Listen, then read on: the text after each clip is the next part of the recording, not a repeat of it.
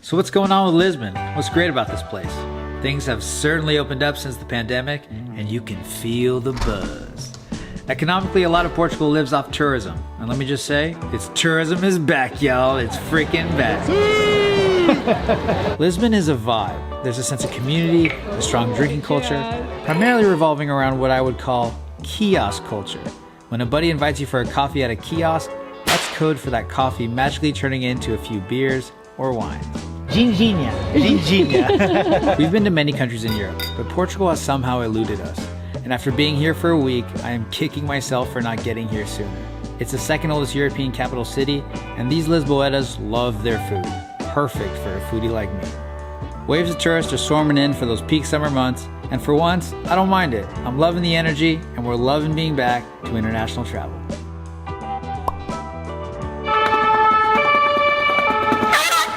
Here are 25 of our favorite things we did in Lisbon.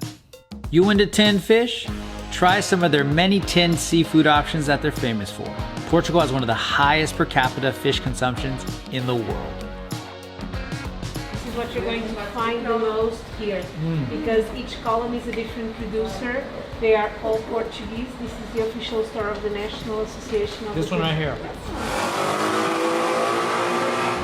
The BIFANA, the food of the people. Come down on your break. Get it with cheese or without. I go with. Little mustard, bread, meat, mustard, done.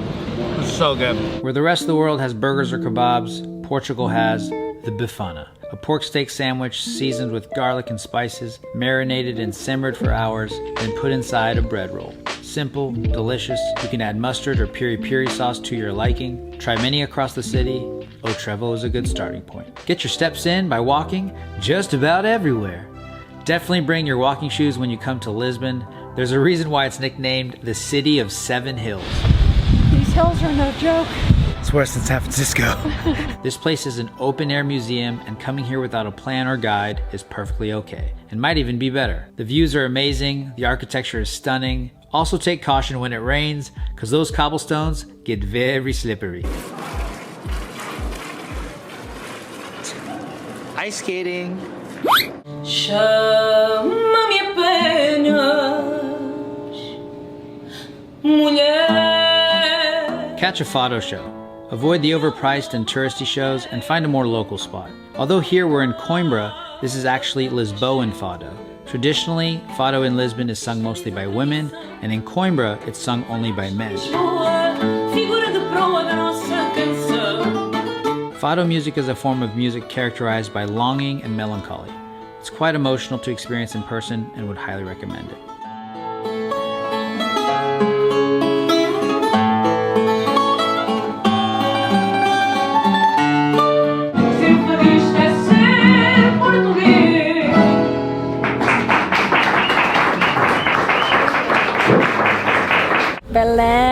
Belem Tower.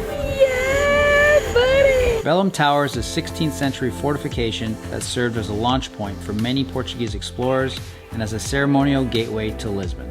It's also become a popular spot to picnic for an afternoon and just enjoy the views.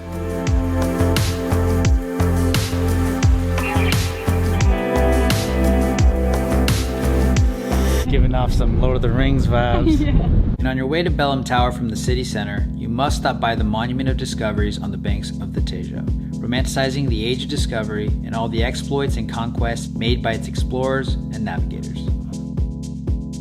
Oh, let's Slow see the and first steady. bit. Try their sweet cherry liqueur called ginginha. It's made from morello cherries soaked in a distilled spirit called aguardente. We drove to the small town of Óbidos, where it originated. Woohoo! Óbidos. Gin inside, chocolate on the outside. Yeah. Incredible. Great vibe too. What the heck? I know, so nice. Check out the beautiful decorative ceramic tiles called AZULEJOS around the city. Portugal's literally got miles of tiles.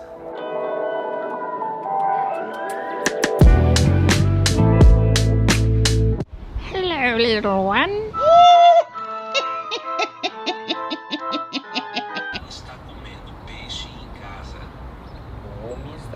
comendo peixe em casa. Eles acharam que matemática é interessante. Eles acham que matemática é interessante. Eles acham que matemática é... Se você estudar português, poderá falar português. Se você estudar português, poderá falar português.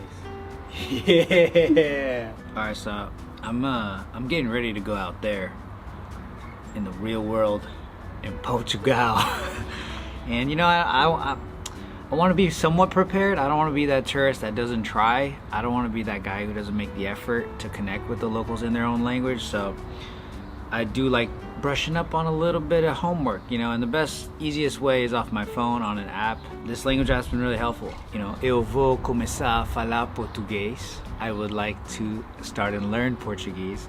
I'm really a beginner, if I'm gonna keep it real with myself, but the dream is there, okay? And being in this country, hearing everyone speak around you, it's exciting. It definitely motivates you. And so for me, I'm super pumped to give it a go, make a fool of myself half the time, but hey, I'm trying out here. 40% off, yo!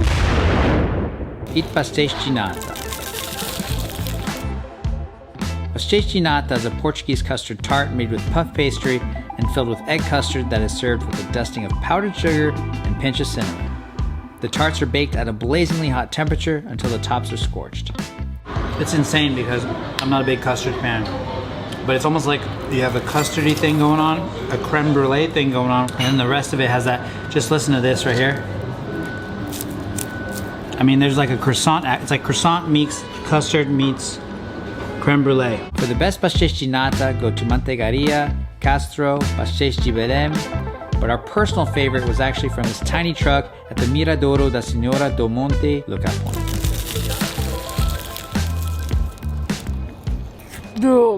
We're in this town called Sintra, which is like 40 minutes from Lisbon.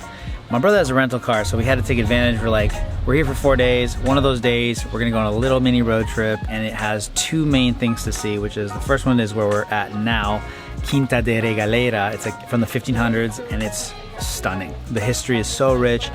It's just, even the temperature is also a little bit cooler than Lisbon, which is really nice. There's caves. And the caves are really, really cool.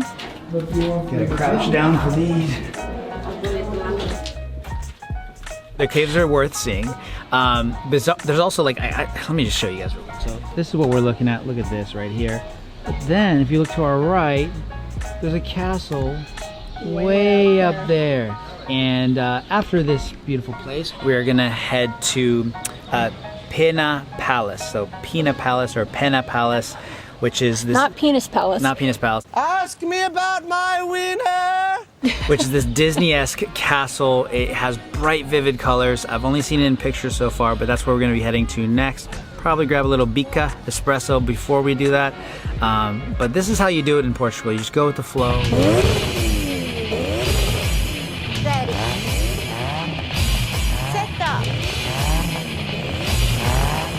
So we then made it to the quirky, Disney-esque PENA Palace. Interesting.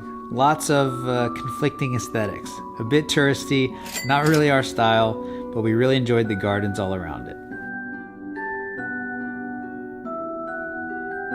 First RV. Whoa. When in Lisbon, at some point, you gotta flame your own wiener. Chorizo on fire. Yeah, chorizo. That's a cultural experience right there. That's what you have to do. Flip it over. Yeah, buddy. Ooh, look at, ooh, there you go.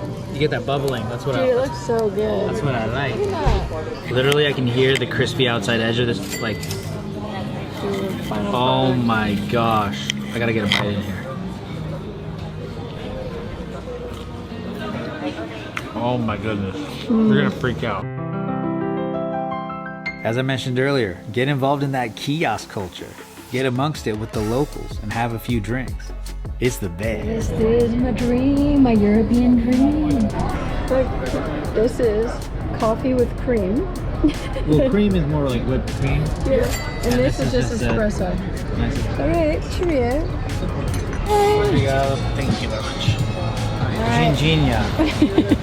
Lisboa, so there's cherry liqueur. And the wine is Vinho Verde. And it's a mix between a white wine and almost like a sparkling.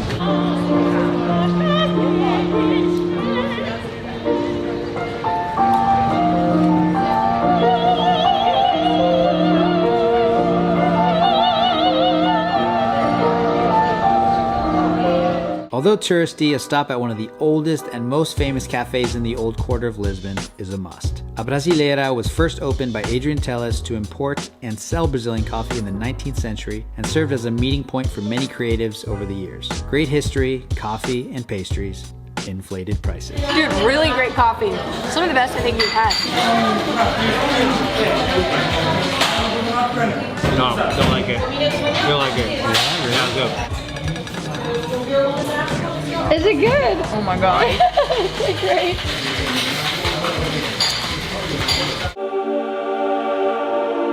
Get a closer look at the 25th of April Suspension Bridge, the Golden Gate Bridge's distant cousin, along with the MAAT Museum, the Museum of Art, Architecture, and Technology. Great views all around. Tudo bem? Enjoy one of the great local beers, either Sagres or Superbock. It's really light and they say it's really good with meat and cheese, so you know, we thought it would pair well with what we're eating. Bam. But you can also pair it with one of their favorite snacks, tremoços. It's almost like a blend of a chickpea and a corn nut. They had a baby. There's no crunch though, it's no crunch, but there's definitely a bite to it. Portugal is really big on dried fish, especially dried and salted cod, called BACALHAU. These delicately fried cod fritters are stuffed with cheese from the Serra da Estrela and are often paired with the sweet and dry white porto. With the bite. Well, that's nice, man. This is dangerous. You know, it's like crazy because every time I talk about food here, I'm like, oh, it's freaking amazing and all that stuff, but I'm like literally not kidding. Like this, it's so delicately made, like the flavor profile. It's like an elevated pomme dauphine. I don't know if you guys have had that. It's from France, but it has like with that bacalhau fish flavor.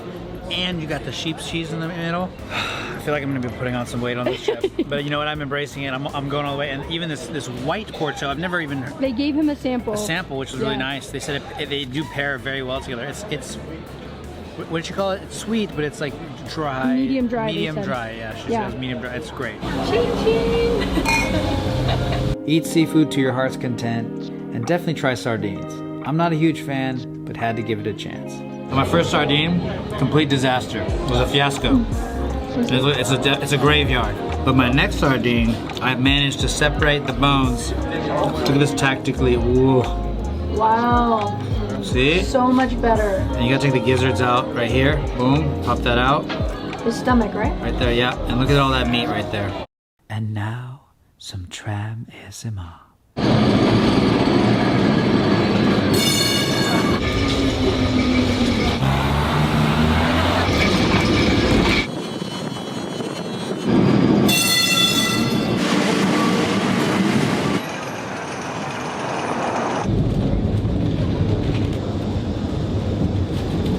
Special time! Hi! Enjoy breakfast and coffee at one of the many SCANDI-STYLE coffee shops and contemporary breakfast joints. The food quality is very good, and they have an incredible selection of healthy options. Oh yeah! 3,000 steps later. Take in the view at the top of Parque EDUARDO. The view over the entire city from there is incredible.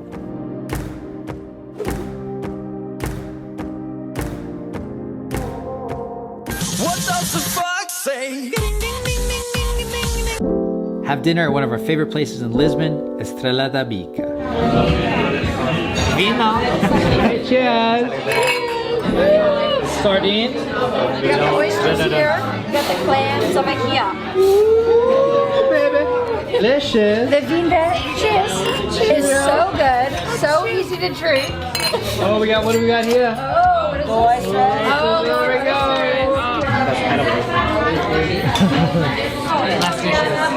Thank you. We also recommend a more affordable local dinner spot called Taberna do Coelho. The owner, Eric, will take good care. Yum. Hey guys, so we have octopus. This is the linguiça, cuttlefish, the mushroom, and Bo's already experiencing the French fries. Although a bit touristy, hit up the Time Out Market for some good food. We made ourselves our own charcuterie board there and really enjoyed it. The vibe is great, but the prices are a bit steep. You can find better value elsewhere, honestly. We just bought this little mini wheel of sheep cheese here along with our own linguiça sausage. That's the way to go. Grab yourself a beer, put that on bread, put that on a crackadoo. Get a quick snack at a local franchise called A Padaria Portuguese. Alright, got my third espresso going already. We're stopping at this place called A Padaria Portuguesa, which is, they're everywhere throughout the city, and gotta get some side croquettes. This is a meat one, I believe. I think that's a fish one. And I think that's a, I wanna say shrimp, it's something, I think it's seafood, but they're all good, you can't go wrong. The texture's insane. I think this one's dried fish with like potato, and there's some greens in there as well. Bring your own drink and pop a squat at one of the 30 lookout points across the city, called Miradouros.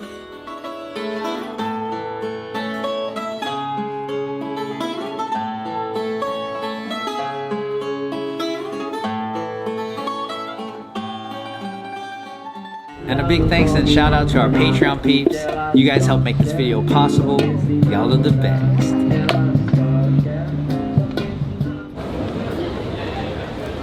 Here at Rome, we got this Italian gelato. And the stracciatella is really good. Strawberry sorbets are insane. Yeah, get it. So good, dude.